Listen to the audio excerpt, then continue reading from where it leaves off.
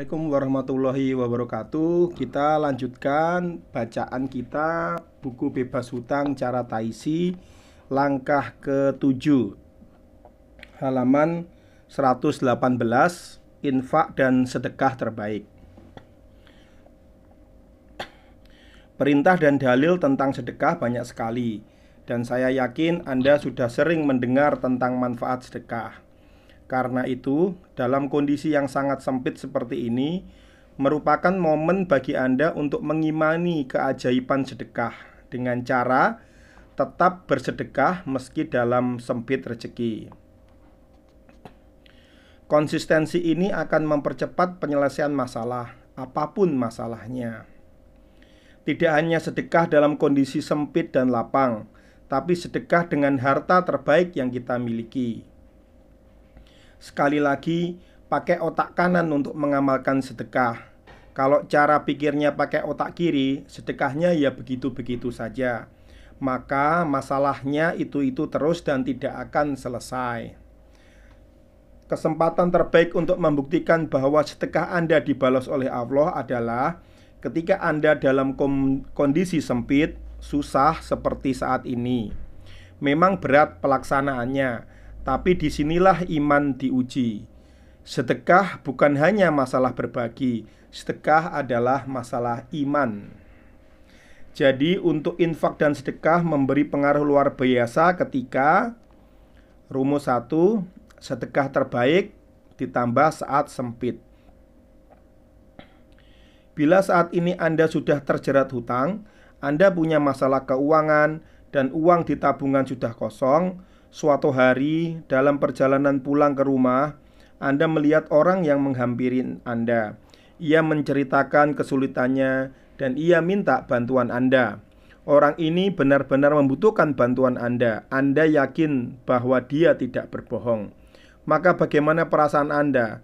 Pasti berat membantu dia dengan memberikan lembar 50.000 terakhir yang ada di dompet Anda. Gimana mau kasih? Saya tidak punya uang 50.000 ini, satu-satunya yang ada di dompet dan untuk makan anak istri di rumah. Mungkin begitu pikiran Anda. Ketika Anda bisa mengalahkan perasaan berat itu dan menyedekahkan 50.000 kepadanya, maka keajaiban akan terjadi. Orang itu pasti senang. Orang ini bisa jadi menangis bahagia. Orang itu bisa jadi memeluk-memeluk Anda, mendoakan dan sebagainya. Itulah awal keajaiban-keajaiban. Banyak kisah orang-orang yang di saat sulit menyedekahkan harta terbaiknya justru mendapatkan kemudahan bangkit dari kesulitan. Misalnya pengusaha Happy Trenggono. Ada juga pengusaha yang pasti Anda kenal, CT alias Khairul Tanjung, pemilik Transcorp, yang lini bisnisnya meliputi media televisi hingga retail Carrefour. Bisa jadi sedekah 50.000 dalam kesempitan atau susah itu lebih bermakna daripada 1 miliar dalam kondisi lapang rezeki. Sedekah terbaik, ada yang mengatakan, adalah ketika Anda merasa berat mengeluarkan sedekah itu. Jadi bukan sekedar besar kecilnya. Bagi orang yang biasa sedekah 100 juta, mungkin biasa saja, perasaan enteng tanpa beban. Maka bersedekah 100 juta barangkali bukan lagi sedekah terbaik bagi orang ini, karena sebenarnya dia masih mampu sedekah 200 juta. Tapi sedekah 50.000 bagi orang yang tidak punya uang atau uang itu merupakan the last money, uang terakhir, itu sedekah terbaik, sedekah yang akan menggetarkan langit. Rumus kedua, iman ditambah strategi. Rumus ini saya peroleh dari Insinyur Happy Trenggono, Presiden IIBF Indonesia, saat nyantri bisnis bersama komunitas Surgapreneur, September 2015. Untuk efek yang luar biasa, sedekah harus ada iman dan strategi. Sesungguhnya sedekah itu soal iman. Orang yang tidak bersedekah itu karena mungkin tidak memiliki iman yang seiman-imannya. Dia punya iman tapi selalu diikuti dengan kata tapi. Misal, saya percaya sedekah menyelesaikan masalah, tapi titik. Hampir semua umat Islam paham keutamaan sedekah, tapi masih sebatas pada level pengetahuan. belum sampai pada tingkat keimanan sehingga menggerakkan dia untuk segera bersedekah. Sedekah, kata Allah, memang akan dilipat gandakan pahalanya dunia akhirat. Tapi kalau sedekah digunakan pada dataran strategi, tentu kurang optimal hasilnya. Maksud saya begini, kalau Anda melakukan sedekah saja tanpa membuat strategi atau perencanaan bisnis tentang menyelesaikan masalah, tentu bukan seperti itu Islam mengajarkan sedekah. Silahkan bersedekah terbaik, kemudian buat strategi terbaik. Jangan habis sedekah, Anda diam, menunggu keajaiban sedekah. Ini yang nggak benar. Matematika manusia beda matematika Allah. All that I give is given to myself. To give is to receive. Apa yang Anda berikan kepada orang lain sesungguhnya manfaatnya akan kembali untuk diri sendiri. Memberi berarti menerima. Demikian kata Gerald Jampolsky, penulis buku Love is Letting Go of Fear. Demikian juga dikatakan oleh David Cameron, CEO ImagineOfOne.com, sekaligus penulis buku Raising Human and Happy Pocket Full of Money. Dia menulis, memberi itu menyebabkan memiliki. To have all, give all to all.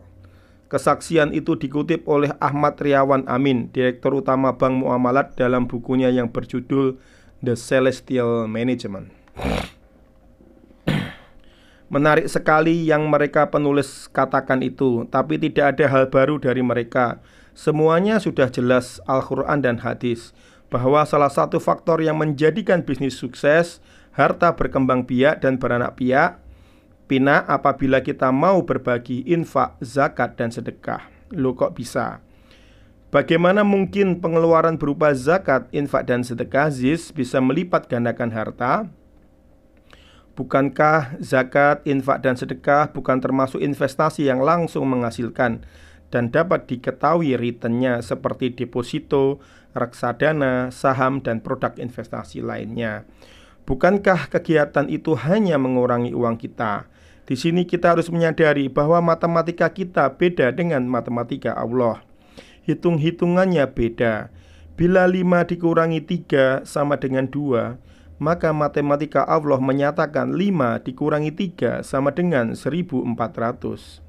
Allah berjanji akan memberikan pahala zakat, infak, dan sedekah sampai berlipat 700 kali. Ini janji Allah, janji yang tidak pernah diingkari.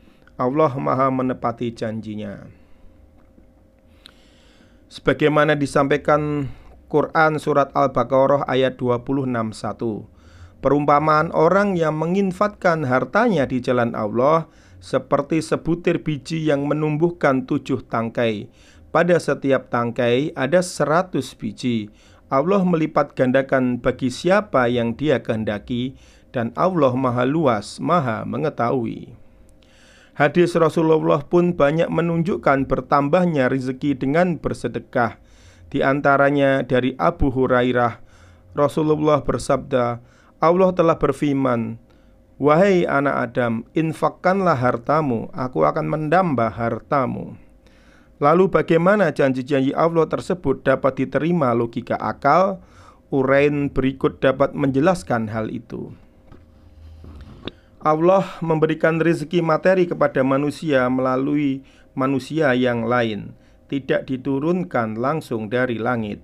Buktinya, kita mendapatkan proyek atau pekerjaan dari orang lain. Kita mendapatkan uang juga dari konsumen atau pelanggan dan sebagainya. Bukti yang lainnya, dalam konsep harta menurut Islam, harta atau rezeki yang kita peroleh di dalamnya terdapat titipan atau hak orang lain. Nah, berkenaan dengan itu, kita semua sebenarnya telah diangkat oleh Allah untuk menjadi distributor rezeki. Allah sebagai pemilik rezeki berhak memilih orang-orang yang bisa dipercaya agar proses distribusi rezeki di muka bumi ini berjalan baik. Untuk itu Allah menguji, sebelum kita benar-benar dijadikan distributor besar atau kaya raya, salah satu caranya dengan memberikan rezeki secara bertahap. mulai dari yang kecil ketika kita sudah amanah menjadi distributor yang baik, menyampaikan hak fakir miskin dan banyak bersedekah, maka Allah akan meningkatkan rezeki kita. Begitu seterusnya sampai tidak terbatas atau kaya raya. Model yang diterapkan Allah seperti itu menunjukkan bahwa Allah ingin memberi pelajaran bahwa hidup ini tidak bisa lancar bila dikerjakan sendirian, tetapi perlu kerjasama atau kerja tim. Perhatikan saja, Allah juga membentuk tim kabinet dalam mengatur dunia ini. Jumlahnya ada 10 malaikat. Program kerja Allah di dunia diterjemahkan oleh Nabi yang pesannya disampaikan malaikat Jibril. Sedangkan Menteri Perekonomian pembagi rezeki dijabat oleh malaikat Mikail. Untuk urusan catat mencatat amal oleh malaikat Raqib dan Atid dan seterusnya. Sekarang kita kembali pada pokok persoalan. Masalah pembagian rezeki dapat saya gambarkan sebagai berikut.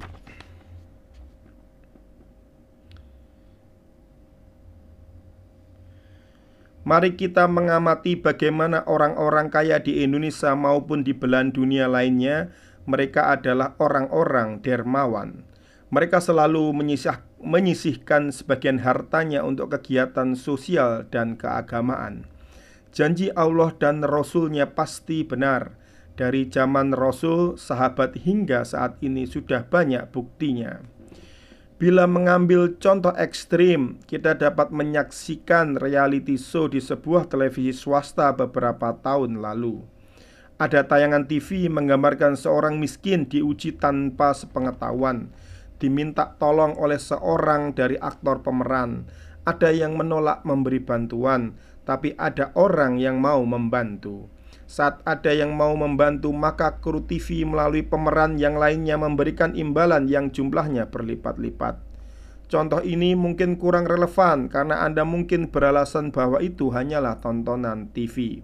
Kalaupun ada kisah seperti itu dalam kehidupan nyata, toh tidak semua orang berbuat baik, belum tentu langsung mendapatkan balasan. Saya tidak ingin memperdebatkan masalah ini karena pada akhirnya Andalah yang menentukan sikap, apakah percaya atau tidak. Ini hanya masalah keyakinan dan iman. Dalam bahasa Ustadz Yusuf Mansur, pimpinan pondok pesantren Tahfiz Quran di Tangerang, Ustadz yang dikenal selalu mengusung tema sedekah ini, tidak ada masalah di dunia ini yang tidak dapat diselesaikan. Allah telah memberikan solusi, salah satunya dengan sedekah. Ayat di atas Quran At-Tolak ayat 7 oleh beliau ditafsirkan. Hendaknya orang-orang kaya berbagi kekayaannya, dan barang siapa yang sedang disempitkan rezeki hendaklah bersedekah. Kenapa orang yang kesulitan kok malah disuruh bersedekah? Inilah rahasianya. Allah menjamin bahwa sedekah bisa membeli masalah. Sedekah pun bisa membeli keinginan. Allah berjanji akan membalas satu kebaikan dengan 10 hingga 700 kebaikan. Bahkan tak terhingga. Bahkan dia mengatakan, belilah masalah dengan sedekah.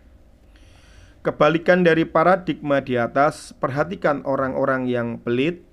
Orang-orang yang mengira dengan cara pelit itu harta kekayaannya bertambah. Orang pelit juga beranggapan bahwa sedekah akan mengurangi hartanya. Padahal bisikan kekurangan kemiskinan itu datangnya dari setan. Sebagaimana firman Allah dalam Quran Al-Baqarah ayat 268. Setan menjanjikan menakut-nakuti kamu dengan kemiskinan dan menyuruh kamu berbuat kejahatan. Sedang Allah menjanjikan untukmu ampunan daripadanya dan karunia yang melimpah. Dan Allah maha luas karunia-Nya, lagi maha mengetahui. Karena pelit, Allah akan mengurangi kekayaan dari jalan yang tidak disangka-sangka. Misalnya uangnya hilang, anaknya sakit dengan biaya pengobatan besar, investasinya rugi, rumahnya kebakaran, motornya hilang, dan lainnya. Saya memiliki banyak kisah nyata tentang hal ini. Salah satunya sebut saja Budi. seorang yang sangat dekat dengan saya. Dalam menggunakan uang, Budi termasuk orang pelit. Ada dua peristiwa yang menimpa dirinya yang menurut saya itu peringatan Allah. Peristiwa pertama, ketika Budi pergi naik bis Metro Mini jurusan Pasar Minggu Manggarai, Jakarta, di tengah perjalanan Budi diminta 1.000 oleh anak muda yang kelihatannya sangat membutuhkan. Anak muda itu bukan orang yang biasa minta-minta alias pengemis. Meski Budi yakin anak itu bukan pengemis, dia tidak mau memberikan uangnya. Anehnya, saat Budi bersiap-siap turun dan akan membayar ongkos bis, dia mendapatkan dompetnya dalam keadaan tidak ada uang sama sekali. Padahal sebelumnya dia sangat yakin ada puluhan ribu rupiah. Budi bingung. Di tengah kebingungan itu, dia memberikan diri minta pada orang di sebelahnya. Nasib baik masih berpihak padanya, karena orang yang di sebelah itu bersedia membayar ongkosnya. Kejadian kedua, ketika Budi diminta tolong oleh teman kuliahnya yang istrinya sedang sakit parah dan harus dioperasi. Sang teman, sebut saja Johan, tidak memiliki biaya. Bila operasi tidak segera dilaksanakan bisa berakibat kematian. Dasar Budi pelit, dia tidak memberi pinjaman sebagaimana yang diminta Johan. Dia hanya memberikan beberapa rupiah dengan menggerutu dan tidak ikhlas. Karena Johan butuh banget uang dan tidak memiliki rekening di bank, timbul ide untuk meminjam rekening Budi beserta ATM-nya untuk menampung uang pinjaman dan sumbangan dari teman-teman di luar daerah. Budi keberatan karena khawatir rekening disalahgunakan. Alternatifnya, Budi memberikan nomor rekeningnya saja dan apabila ada transfer uang, dia akan mengambilnya. Pada hari berikutnya, Budi bersama teman yang lain berbelanja di pusat perbelanjaan di Jakarta Timur. Ketika melihat mesin ATM bersama, Budi iseng melihat rekeningnya dan melihat saldonya menjadi 1.052.000 yang sebelumnya hanya 52.000. Dia berusaha menarik tunai namun mesin ATM menolaknya. Budi sangat yakin ada transfer sebesar 1 juta karena dia melihat lembar struk informasi itu. Sesampainya di rumah, Budi menelpon Johan agar segera mengambil uangnya. Meski Budi belum dapat mengambil uang di ATM, dia tetap memberikan uang 1 juta kepada Johan. Keesokan harinya Budi kembali ke ATM dekat rumahnya dan dia terkejut karena tidak ada transfer sama sekali. Budi penasaran dan mengecek langsung ke teller bank. Anehnya, buku tabungannya hilang entah kemana sehingga dia harus lapor kehilangan ke polisi setempat untuk mendapatkan buku baru. Setelah datang ke teller, uang transfer pun tetap tidak ada. Begitulah cara Allah mengeluarkan kekayaan seseorang dengan berbagai cara. Meski orang menggenggam uang sekuatnya, jika Allah berkehendak lain, tetap saja uang lari darinya. Banyak orang memiliki persepsi bahwa harta yang ditahan dapat menambah kekayaan, padahal persepsi itu sangat keliru. Harta yang tidak dikeluarkan zakat infak sedekahnya justru menjadi penghambat rezeki dan bisa mencelakakan dunia akhirat. Harta bisa diibaratkan antara air dan selokan atau sungai. Bila rezeki tidak dikeluarkan zakat infak sedekahnya, maka rezeki yang kita tahan tersebut akan menjadi penghambat atau menyumbat jalannya air atau harta yang akan datang kepada kita. Akibatnya, air atau harta itu tidak lagi memberikan manfaat optimal, tapi malah menjadi malapetaka atau banjir. Karena air tidak dapat mengalir dengan lancar. Itu baru di dunia. Bagaimana di akhirat? Inilah peringatan Allah. Quran Surat Ali Imran 180. Sekali-sekali janganlah orang-orang yang bakhil dengan harta yang Allah berikan kepada mereka dari karunia-Nya menyangka bahwa kebakhilan itu baik bagi mereka. Sebenarnya kebakhilan itu adalah buruk bagi mereka. Harta yang mereka bakhilkan itu akan dikalungkan kelak di lehernya di hari kiamat. Dan kepunyaan Allah segala warisan yang ada di langit dan di bumi. Dan Allah Maha mengetahui apa yang kalian kerjakan. Untuk melengkapi uraian di atas, saya berikan kisah nyata seorang guru agama yang saya kutip dari harian Republika 28 September 2005. Guru agama ini sangat merindukan bisa berangkat haji, namun selalu terbentur biaya. Pada suatu hari, ia menjual sepeda motor satu-satunya seharga 6 juta dan disedekahkan. Ia pun berdoa agar Allah mengabulkan niatnya untuk pergi haji, sekaligus mengajak haji istri dan ibunya. Ia sadar bahwa secara penghasilan ia tidak mampu, tetapi ia tahu bahwa tidak ada yang sulit bagi Allah. Beberapa waktu kemudian, ketika ia sedang menjaga warung miliknya, ada seseorang yang datang dan menanyakan pemilik tanah yang sedang dijual. Tanah itu berada di depan warung tersebut. Setelah bertanya, orang asing itu meninggalkan dirinya. Beberapa hari kemudian, orang asing itu datang dan memberikan uang sebesar 60 juta sebagai ucapan terima kasih atas transaksi jual tanah tersebut. Cerita ini menunjukkan bahwa harta motor itu ternyata menjadi penyumbat bagi masuknya rezeki. Itulah sebabnya ketika motor disedekahkan, maka Allah mempermudah rezekinya dan memenuhi permintaannya. Subhanallah. Tidak hanya itu, orang kaya yang dermawan diutamakan masuk surga. Dalam sebuah cerita dikisahkan ada 4 orang yang akan masuk surga, yaitu orang mati syahid, ulama, haji mabrur, dan orang kaya yang dermawan.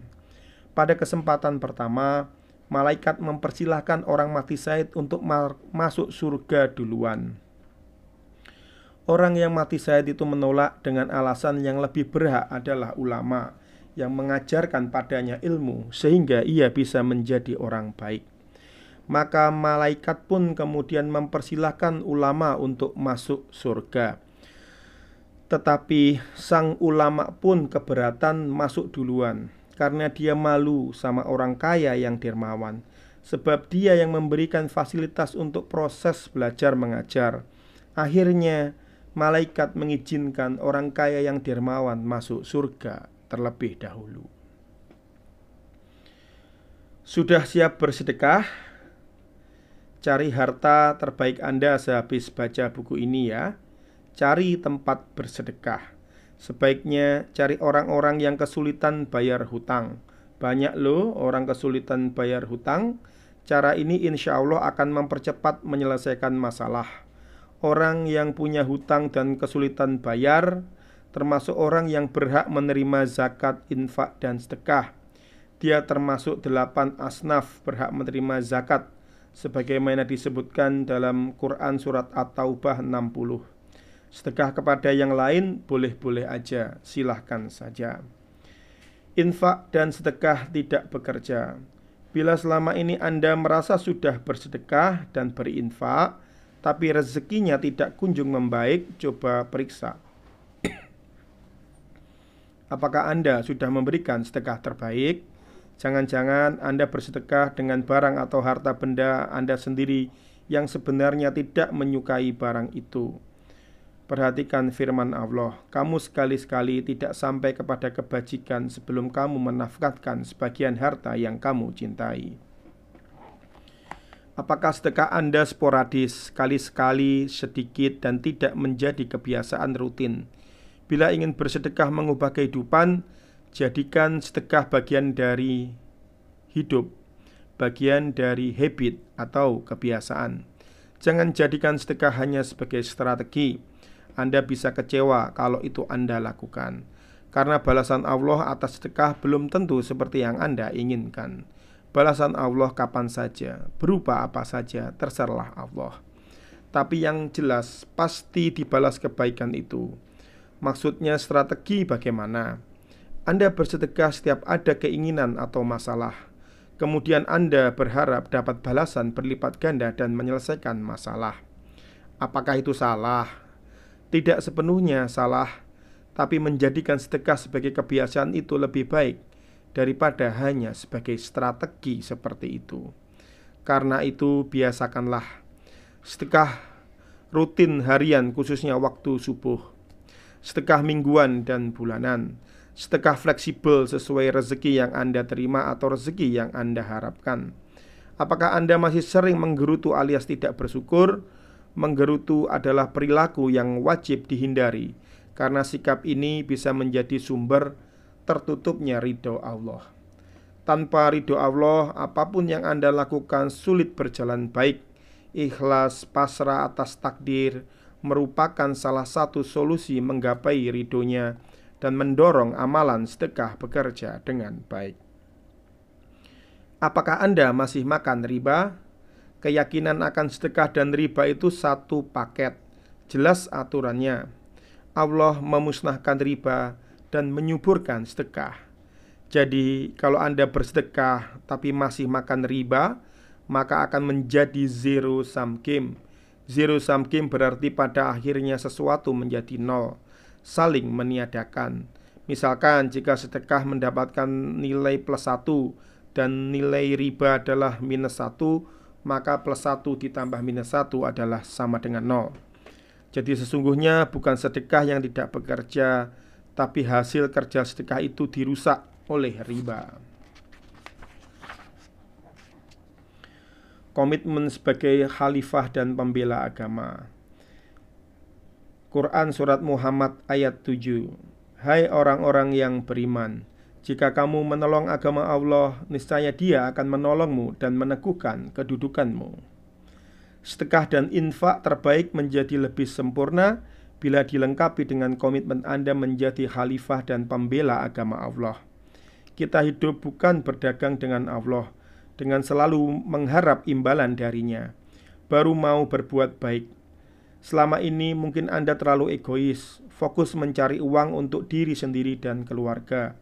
Buya Hamka pernah mengatakan kurang lebih begini: kalau hidup hanya hidup, babi di hutan pun juga hidup. Kalau hidup hanya untuk kerja, maka kera pun juga bekerja. Coba renungkan, selama ini hidup Anda untuk apa? Jangan-jangan Anda hanya kerja, uang. Jangan-jangan Anda lupa bahwa bersosialisasi dan berkegiatan sosial adalah salah satu bagian dari hidup. Tugas manusia di dunia adalah menjadi khalifah, mengatur dunia ini sesuai kemampuan masing-masing. Kalau hanya mengatur diri sendiri dan keluarga mungkin terlalu egois. Kita belum optimal memerankan sebagai khalifah. Karena itu ambil peran lebih besar dalam hidup ini.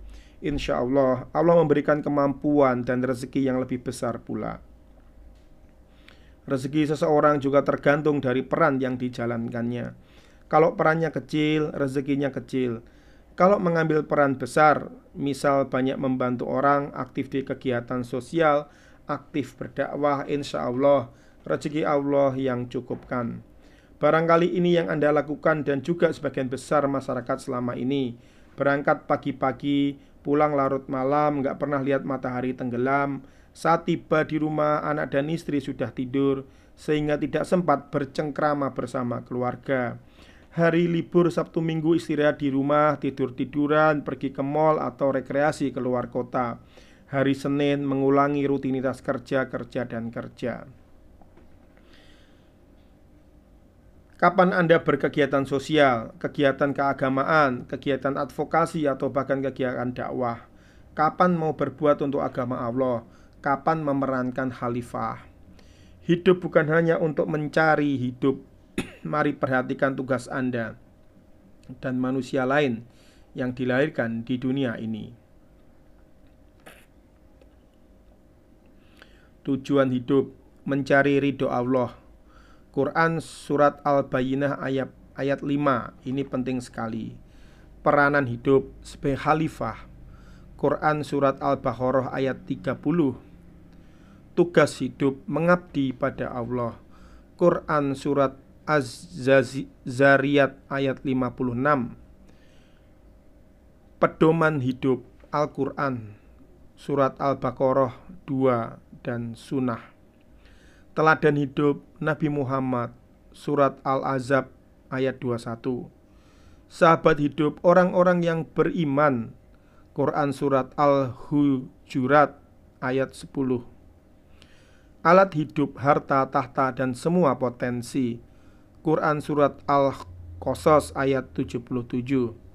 Musuh hidup, setan yang terkutuk Surat Yasin ayat 60. Orientasi hidup, keselamatan hidup di akhirat termasuk di dunia. Sesungguhnya kehidupan di dunia ini adalah kesenangan sementara, dan sesungguhnya kehidupan akhirat adalah tempat tinggal selamanya. Quran Surat Al-Mu'min ayat 39. Orang-orang yang memikirkan solusi banyak orang, dia akan dibela Allah. Orang-orang yang hidup untuk membesarkan orang lain, dia juga akan besar, hidup dengan kehormatan. Kesuksesan seseorang itu bukan hanya karena dia berhasil memiliki karir tinggi dan uang yang melimpah, tapi hanya untuk dirinya sendiri dan keluarga. Kesuksesan adalah apabila kita bisa bermanfaat bagi banyak orang.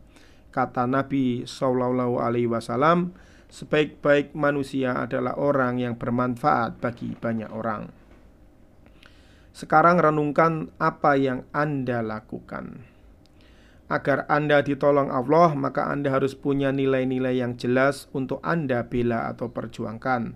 Saya karyawan, gimana saya ada waktu untuk melakukan semua itu? Bukankah itu tugas para pendakwah, kiai, ustadz, ustazah, aktivis LSM, dan para pekerja sosial lainnya? Membela dan menegakkan nilai-nilai bukan hanya tugas mereka. Bukan hanya tugas mereka. Semua yang dilahirkan ke bumi ini memiliki tugas yang sama. Kebetulan pendakwah, ustadz, kiai, semua mendedikasikan hidupnya sebagian besar untuk kegiatan itu. Karyawan, pengusaha, seniman, dokter, dan profesi lainnya pun bisa mengambil peran sebagai khalifah. Anda bisa berdakwah sesuai profesi atau berdakwah melalui kegiatan lain tanpa meninggalkan pekerjaan. Misalkan, bila Anda seorang dokter, Anda bisa berdakwah kepada pasien. Ingatkan pasien bahwa kesembuhan adalah dari Allah Subhanahu wa Ta'ala. Jika Anda manajer perusahaan, Anda bisa berdakwah, mengajak anak buah Anda segera pergi ke masjid saat azan berkumandang. Jika Anda seorang arsitek, Anda bisa berdakwah kepada klien Anda agar di rumahnya tidak dihiasi patung-patung. Jika Anda pemilik warung, Anda bisa bersedekah dengan cara menutup warung dan segera bergegas ke masjid saat azan berkumandang. Anda bisa juga berdakwah melalui kegiatan lain seperti mendirikan sebuah gerakan atau komunitas yang mengajak kepada kebaikan. Silahkan Anda isi sesuai minat Anda. Hadis riwayat Muslim nomor 2674. Barang siapa memberi petunjuk kepada kebaikan, maka ia akan mendapatkan pahala seperti pahala orang yang mengikuti ajakannya, tanpa mengurangi pahala mereka sedikit pun juga. Tunggu apa lagi? Mulai sekarang lakukan apa yang Anda lakukan. Anda bisa lakukan. Ambil peran yang lebih besar dalam hidup ini untuk mengharap ridho Allah Subhanahu wa Ta'ala. Demikian adalah langkah ke-7 strategi bebas hutang ala Tai Chi. Jika Anda menyukai bacaan saya, silahkan subscribe supaya saya termotivasi membacakan buku-buku hebat di bidang bisnis lainnya. Dan sampai ketemu di video berikutnya. Wassalamualaikum warahmatullahi wabarakatuh. Salam berkah, Kiai Marketing.